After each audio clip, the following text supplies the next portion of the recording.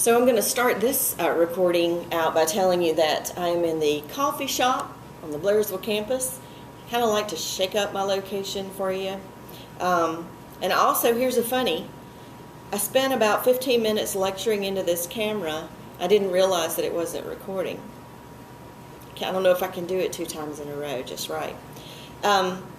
This week we're talking about Chapter 3. And Chapter 3, mark my words, it's probably going to be not only your favorite chapter, but it's going to be the most useful for you outside of this class and outside of your academic career. And here's why. We're going to be talking about who you are with regards to your learning style. We're going to be talking about who you are personality type-wise, and we are going to type you.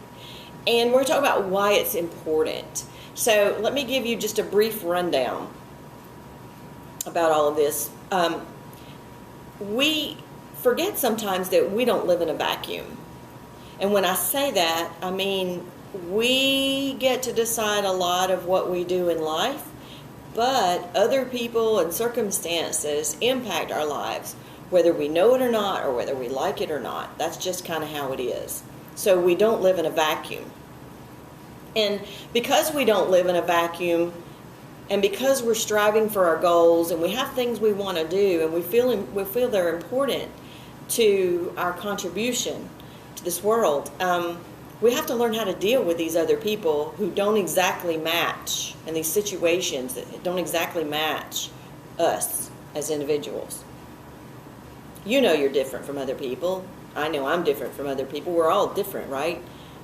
The key is, how can we work with people that we don't even understand, or we don't agree with, or we have these personality conflicts with? How do we work with them to accomplish those goals anyway? Because you're going to find yourself in positions where you have to. You're already probably thinking about people and situations that you struggle with already.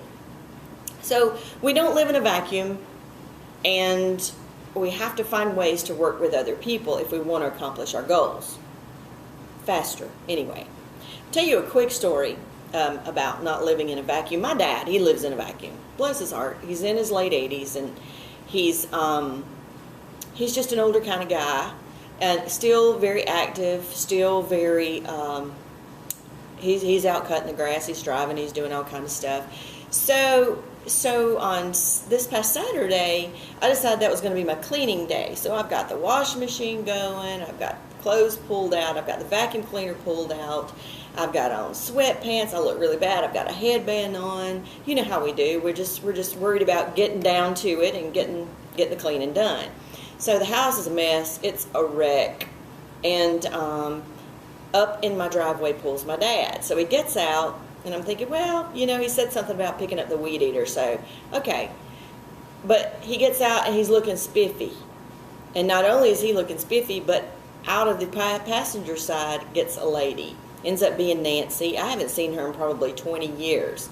I've always liked her a lot, but she lives in Columbia, South Carolina. She lives a long ways away. That tells me, okay, so she's in town visiting my dad. My dad didn't even tell me. He didn't bother to tell me she was coming.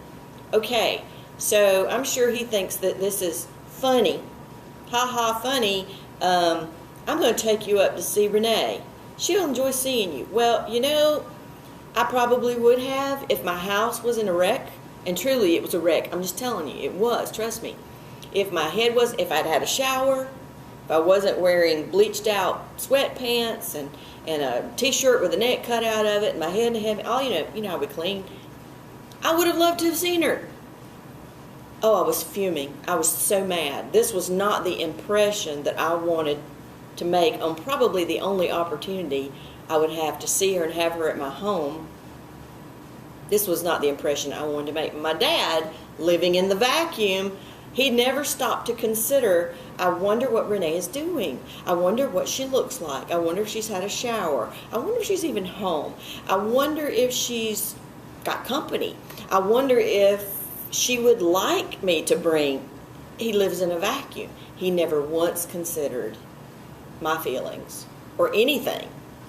He only considered what was going on in his vacuumed brain. So I say all that to give you an example of, people aren't always malicious. Sometimes they just think they live in a vacuum, and it's good for us now to go ahead and put it out there. We don't live in a vacuum, and you may think you can bully this person into getting your way, or you can bully a faculty member, but let me assure you that believe me, there are students who try this. Let me assure you that you will lose. You will lose, because you do not live in a vacuum, and you must learn to work with other people. Now, let's put that to the side. The reason why that's important is in order for you to learn how to work with other people and to do a good job, a better job at it, you have to know a little bit about them and be able to identify some things, and you got to try to remain as objective as you possibly can. Get away from the emotional part of it and deal with just the facts of the behavior.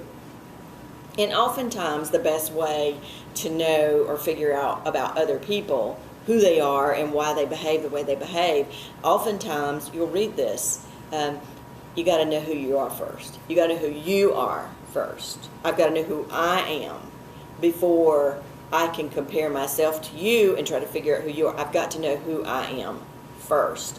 So, chapter 3 talks about learning inventories and personality tests and inventories. I want you to do that VARC learning style inventory that's in your book, because you'll learn a lot from it. It will help you in your academic career. But I'm not going to ask you to report out on it. It is not for grade.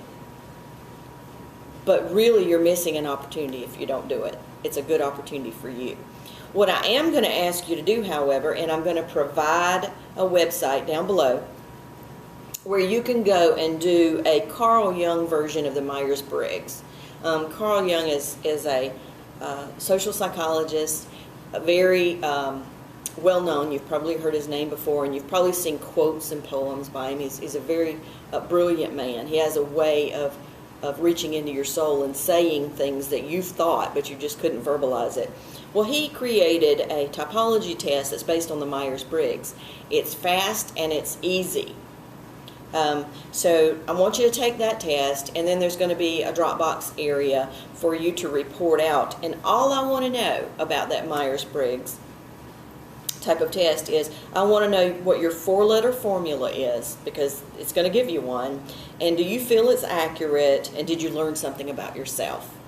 Now, I did the one online. I've done the Myers-Briggs several times in a lot of professional training arenas, but I did the one that I'm asking you to do. I did it today. And I was an INTJ. INTJ. So if you want to compare your 4-letter formula to my 4-letter formula to see how we're different, wouldn't be a bad idea. Because once you know who you are, it explains about who you are. It explains those 4 letters, what they mean, and how it applies to you. Once you know who you are, once you have specifically identified who you are, and it may not be 100% accurate, but it's going to be close. Once you've identified who you are, then it's easy to think about people we have to work with, family, coworkers, supervisors, and we can sort of identify who they are based on what we learn about ourselves. And once you do that, then there are coping mechanisms that you can use to get along with those people better so that you can accomplish your goals. And that's what this chapter is all about.